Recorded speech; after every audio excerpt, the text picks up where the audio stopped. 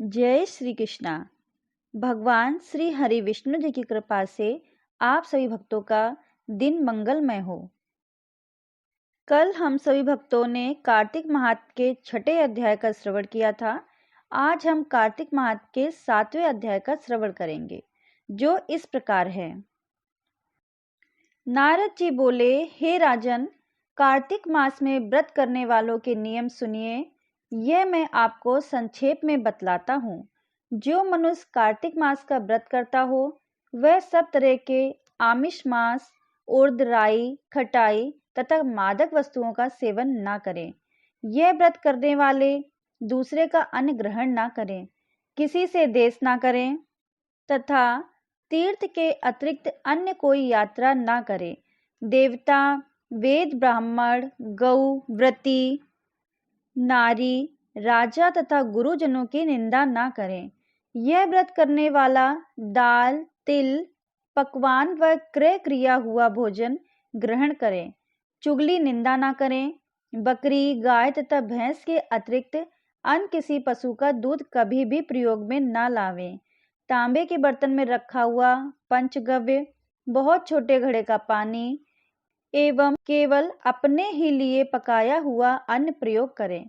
कार्तिक मास के व्रती सदा ब्रह्मचर्य में रहें, पृथ्वी पर सोवें और दिन के चौथे पहर में केवल एक बार पत्तल में भोजन करें। वह केवल नरक चतुर्दशी को तेल लगा सकता है, अन्य तिथियों में बिल्कुल नहीं लगा सकता।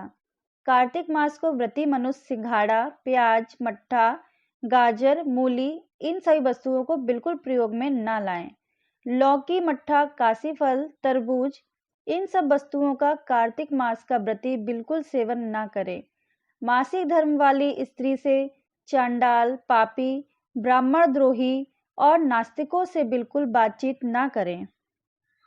भगवान विष्णु को प्रसन्न करने के लिए अपनी शक्ति के अनुसार चंद्रायण आदि का व्रत करें और उपर्युक्त नियमों का पालन करें। कार्तिक का व्रत करने वाला मनुष्य प्रतिपदा को कुम्हड़ा, द्वितीय को कटहल, तृतीया को तरुणी स्त्री, चतुर्थी को मूली, पंचमी को बेल, षष्ठी को तरबूज, सप्तमी को आंवला, अष्टमी को नारियल, नौमी को मूली, दसवीं को लौकी, एकादशी को परवल, द्वादशी को बेर, त्रयोदशी को मट्ठा, चतुर्दशी को गाजर तथा पूर्णिमा को साग यह वस्तुओं का प्रयोग न करें।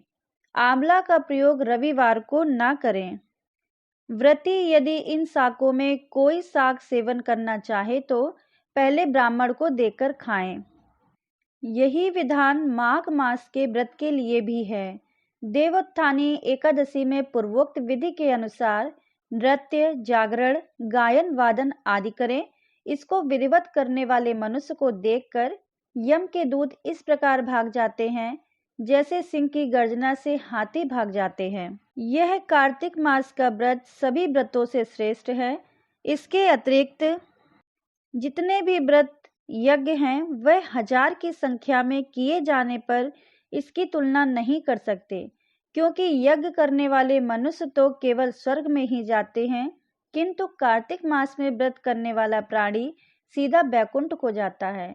जिस प्रकार राजा की रक्षा उसके अंग रक्षक करते हैं, उसी तरह कार्तिक मास का व्रत करने वाले की रक्षा भगवान विष्णु की आज्ञा से इंद्र आदि देवता करते हैं।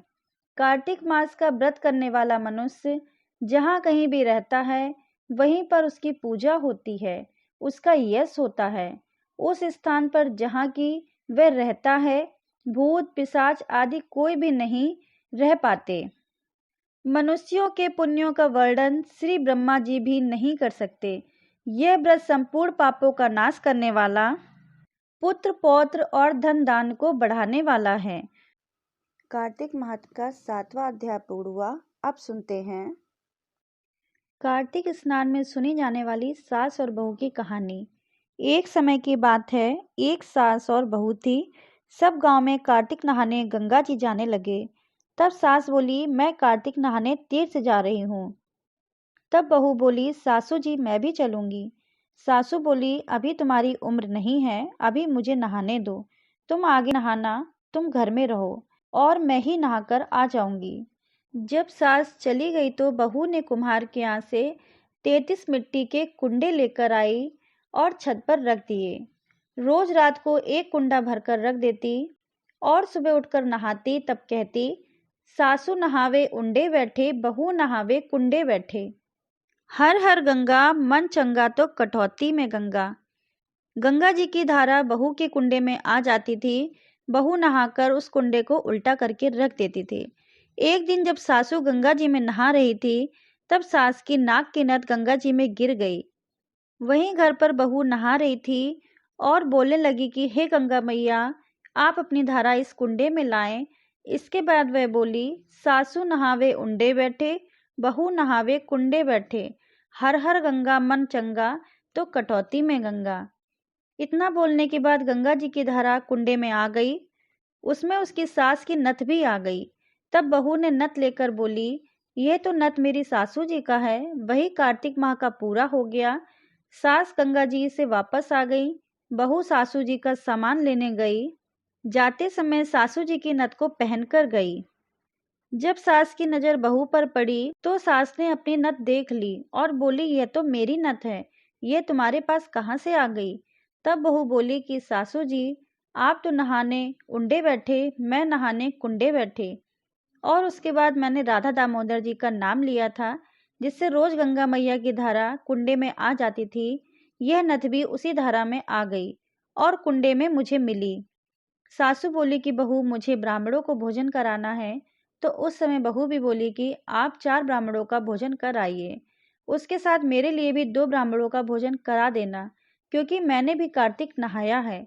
तब सासू बोली कि तू कहाँ से कार्तिक नहाई, गंगा जी कहाँ से आए। तब बहू ने कहा कि चलो ऊपर मैं आपको बताती हूँ। जब सास छत पर गई तो वहां देखा कि 33 कुंडे उल्टे पड़े हुए हैं, जो कि वह सोने के हो गए थे। वही बहू बोली कि मैं रोज एक कुंडा भरकर रखती थी और रोज तड़के उठकर नहाती और कुंडा को उल्टा कर देती। इसको देखकर सास बोली कि तुम्हारा नसीब बहुत अच्छा है, इसलिए गंगा जी की धारा कुंडे में आ गई और कुंडा भी सोने का हो गया।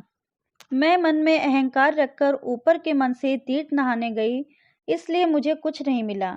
लेकिन वही तुमने श्रद्धा मन से कार्तिक नहाया, जिससे माता कार्तिक, राधा दामोदर भगवान की कृपा तुम्हारे ऊपर बनी रही। अब दोनों सास बहुओं ने मिलकर खूब ब्राह्मणों को भोजन कराया और होम किया। ब्राह्मणों को वस्त्र आदि दान दक्षिणा देकर खुश करके वापस भेजा। हे गंगा मैया, जिस तरह आपने बहू के लिए धारा बनकर आई, वैसे ही मेरे लिए धारा बनकर आना। बोलो गंगा मैया की जय हो। अगर आपको ये वीडियो पसंद आई हो तो प्लीज़ हमारे चैनल को लाइक करिए, सब्सक्राइब करिए और शेयर करिए। धन्यवाद भक्तों।